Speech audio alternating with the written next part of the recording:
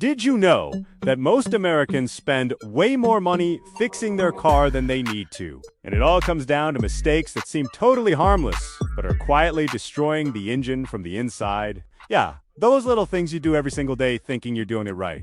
And the worst part? Your mechanic loves every one of those mistakes because that's what pays for his vacation home in Florida. So if you don't want to keep funding your mechanic's retirement plan, stick with me until the end, because this video is going to change the way you take care of your car forever. But before anything else, if you like the idea of not throwing money away on unnecessary repairs, hit the like button and subscribe to the channel. And drop a comment. Have you ever made any of the mistakes I'm about to cover? Stick around to the end because I'm going to reveal the one mistake almost nobody realizes they're making. And it might be destroying your engine right now. Right now, as you're reading this, let's talk about the 12 most common mistakes American drivers make when starting, driving, and maintaining their cars. Starting with the one that shows up most often in repair shop records across the country. Mistake number 1, ignoring your dashboard warning lights like they're just decoration. That light that just came on isn't a Christmas ornament. It's not a software glitch, and it's not going to magically disappear if you slap a piece of tape over it. It's telling you something is wrong. But American drivers have a remarkable talent. The ability to comfortably cruise down the highway with 4 warning lights glowing and not feel a single ounce of stress. Until the surprises hit.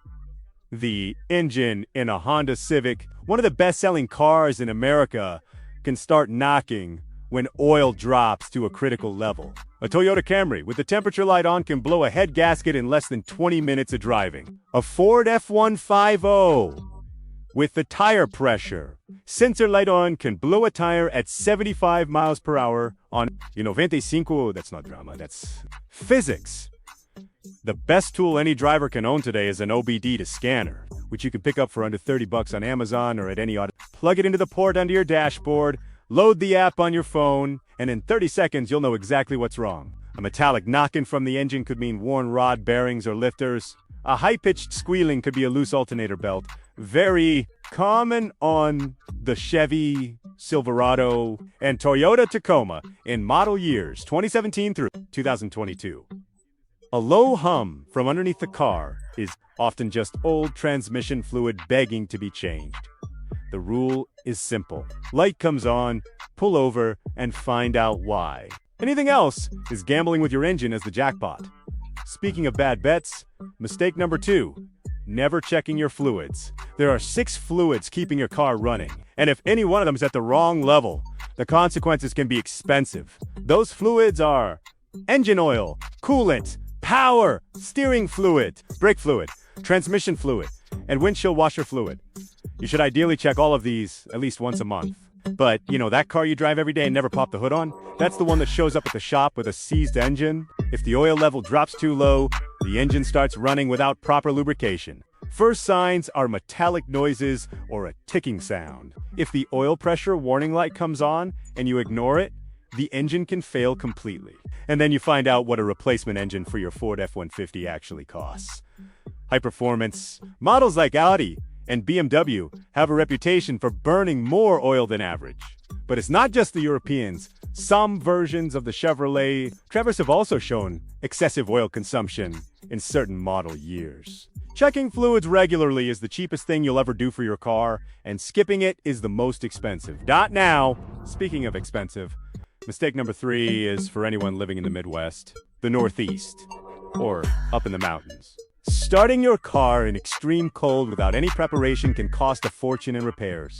When it's freezing, engine oil becomes thicker and takes longer to circulate through the internal components. If you fire up the engine and immediately punch the gas, especially in a turbocharged car, you can cause wear that can't be undone. A turbocharger spins at around 20,000 RPM at idle, but when you accelerate hard, that can jump to 300,000 RPM. If oil hasn't reached the turbo yet, the internal damage is immediate and permanent. Turbo repairs can run anywhere from $1,500 to $8,000 depending on the vehicle. All of that avoidable with 30 seconds of patience after starting the engine.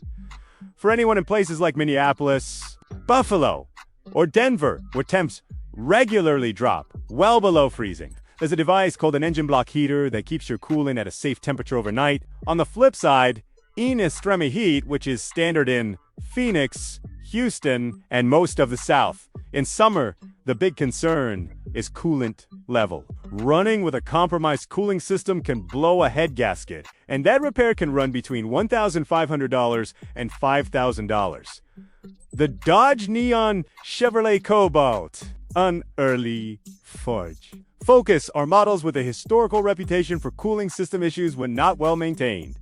Mistake number 4, and this one's a classic on cold mornings, with a weak battery, cranking the starter for too long. When the car won't start on the first try, the instinct for a lot of people is to just keep turning the key. Makes sense emotionally, but it's wrong. The maximum recommended time to crank the starter is about 10 to 15 seconds. If the car doesn't start, wait 30 seconds for the starter motor to cool down and try again.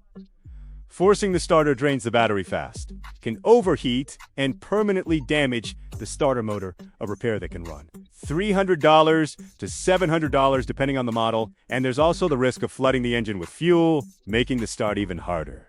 If the car hasn't started after 3 attempts, stop and investigate. It could be something simple like a weak battery or worn spark plugs, or something more serious like a failing fuel pump, clogged injectors, or a bad crankshaft position sensor. For anyone still driving older carbureted vehicles, classic Mustangs, old Chevy trucks, early Ford Broncos, the tip is too lightly. Press the gas pedal while turning the key. This helps mix air and fuel and makes ignition easier. Before we keep going, if you're finding this useful, send this video to that friend who never stops complaining about their car breaking down, but never wants to hear any advice. Drop a comment. Which of these mistakes have you made? No judgment here. This is a safe space for automotive confessions. Mistake number 5 goes against a popular belief that has been floating around garages for decades. A lot of people think you need to turn off all electrical accessories before starting the car. Radio off, AC off, windows up, like the car is going to explode if you try to start it with the AC running. That made some sense in cars from the 80s and Noventa SE, but in any vehicle built in the last 30+ years, it just doesn't apply. Modern cars have protection relays that prevent any kind of electrical overload. In models like the 2022 Toyota Camry, the 2023 Honda CR, and the 2024 Chevrolet Equinox, the electronics manage power distribution during startup automatically. All available power goes to the starter, and accessories only resume drawing power once the car is running. You can leave the AC on without feeling guilty. The exception would be cars with recurring electrical issues or models with a known history of electrical instability. Even then, accessories will only noticeably affect startup if the battery is already weak. And in that case, the problem is the battery, not the radio. Mistake number 6. And this one affects older carbureted cars, specifically driving off immediately without letting the engine warm up. In modern cars with fuel injection, the system automatically adjusts the air-fuel mixture. So this is less of a concern. But in carbureted vehicles, hitting the gas right after starting can cause rough acceleration, stuttering, and even stalling out in traffic. On cold days, a carbureted engine can need up to 10 minutes to reach its ideal operating temperature, even in modern vehicles. Waiting a minute before driving is the minimum, just enough time for oil to reach all the internal components. It's also important to avoid aggressive acceleration in the first few minutes of driving, since pistons, connecting rods, and other internal parts haven't yet reached their working temperature. Mistake number 7 is for anyone who has a car sitting in the garage that hasn't moved in months because life got in the way. You walk out, turn the key, and try to start it straight away. Seems harmless, but it can set off a chain of serious problems. First, batteries discharge, even when the car is parked, especially in modern vehicles with lots of electronics, like the Jeep Grand Cherokee, Ford Explorer, and Chevrolet Tahoe. If the battery still works and the car starts, that doesn't mean everything is fine. Fluids degrade over time. Contaminated oil, expired coolant, and degraded brake fluid can cause serious internal damage if the engine circulates them without you realizing it.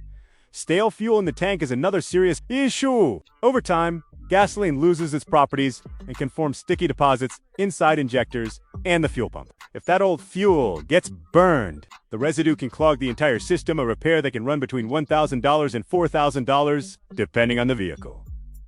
Before starting a car that's been sitting a long time, do this. Check the battery with if voltage is below 12.4 volts, charge or replace it. Inspect the fluids. If the oil is very dark or the coolant is an odd color, change them before starting. Check the tires. Vehicles sitting for extended periods can develop flat spots or cracking in the rubber. If possible, drain the old fuel and refill with fresh gas. Do a visual inspection under the hood, checking wiring, excessive rust, and signs of rodents, more common than you'd think in cars stored in open garages in rural areas. Mistake number 8 is visual. Cheap to fix and masterfully ignored by most people, corroded battery terminals. If you pop the hood and find a white, greenish, or bluish powder on the battery posts, that's corrosion. That's blocking proper electrical current flow. Over time, it weakens the battery, and your car's electronic modules can start throwing unexplained errors. This is especially problematic in modern cars packed with electronics, like the Ford F-150, Honda Accord, and Chevrolet Silverado. The fix is simple and costs almost nothing. Disconnect the battery, starting with the negative terminal. Use a wire brush to clean the corrosion off the posts and apply a terminal cleaner. If you don't have the product, a baking soda and water mixture will also neutralize the corrosion. Do the same for any cables showing signs of oxidation. Have you ever opened the hood and found that battery terminal completely covered in corrosion? How did you handle it? Tell me in the comments, because practical tips like that are gold for someone watching right now. Mistake number 9. And this one is every repair shop's favorite. Mistake number 10. And this one involves a system that looks modern but can end up costing you stop-start technology. Most new cars sold in America today come with this system that automatically shuts off the engine when you stop at a red light and restarts it when you release the brake. The idea is to save fuel in city traffic, which in gridlock like Atlanta, Chicago, or Los Angeles might make sense in theory. In practice, stop-start wears essential components much faster. The battery and starter motor in a car with this system are special parts, engineered to handle far more start-stop cycles than conventional components. When they reach the end of their life, the replacement cost is more than double that of a standard battery. The fuel you saved might get eaten right. Backup in premature component replacement. There's also a safety concern.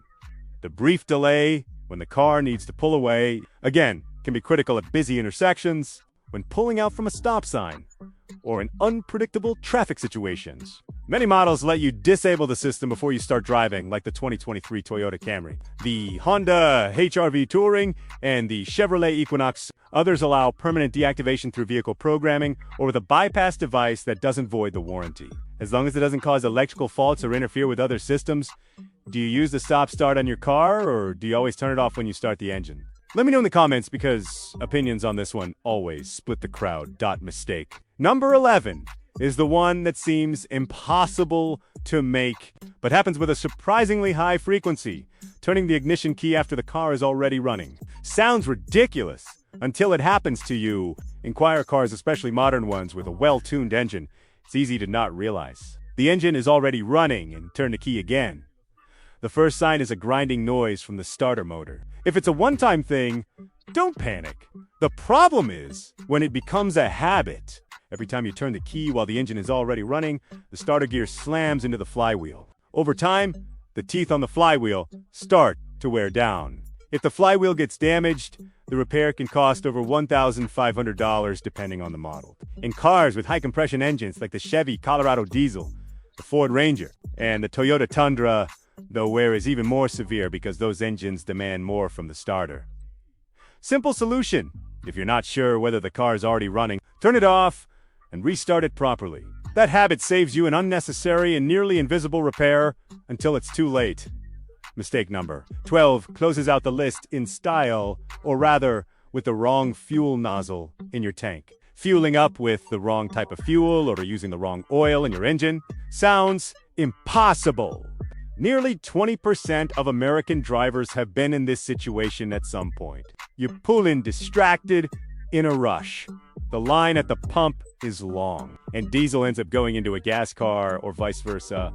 If that happens, rule number 1, do not start the car. Not even to pull away from the pump. Put it in neutral, push it to a safe spot, and call a tow truck. If a diesel engine gets filled with regular gasoline, the first things to get damaged are the fuel pump and injectors. Because gasoline doesn't lubricate the diesel injection system the way diesel fuel does, the repair can be expensive, especially in models with high-pressure common rail injection systems like the Ram 150, Eco Diesel, and the Ford Power Stroke.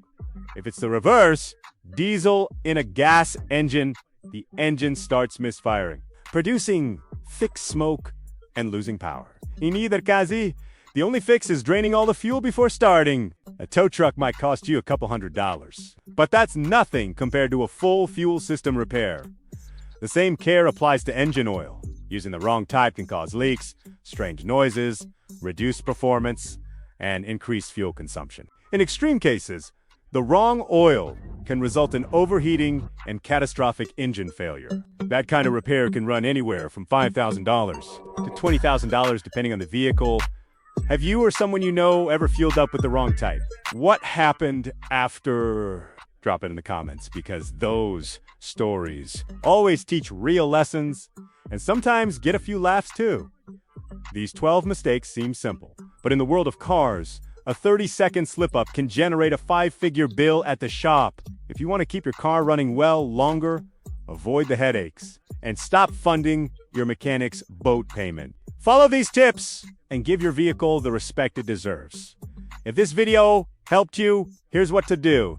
Hit like, leave a comment about which mistake you've made, and subscribe so you don't miss the next video. There are already people here who found out they were making 3 or 4 of these mistakes at the same time without knowing it. Don't let that be you. And since you made it this far, you won't want to miss the next video. 13 car maintenance secrets. Your mechanic doesn't want you to know 8 of them you can do right at home. Plus, what to never do with an automatic transmission in an SUV. The biggest automatic transmission mistakes. See you in the next one.